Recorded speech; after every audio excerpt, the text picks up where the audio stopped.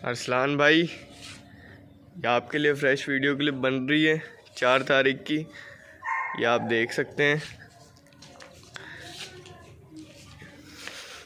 ये डॉग देख लें आप। ये चीज़ है, ये कराची में एयरपोर्ट पे पड़ी हुई है। देख सकते हैं आप, कलर वलर हर चीज़ चेक कर लें। मैं आपको खोल के भी दिखाता हूँ। ये देख सकते हैं भाई आप।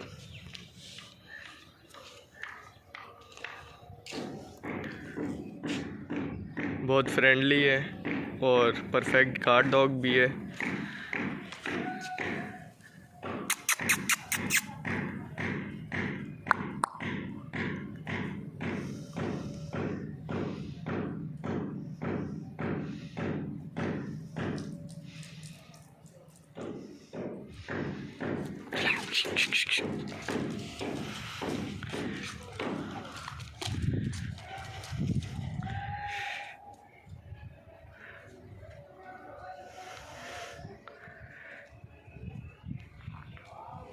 बारह से 14 महीने हो गई है इसकी उम्र।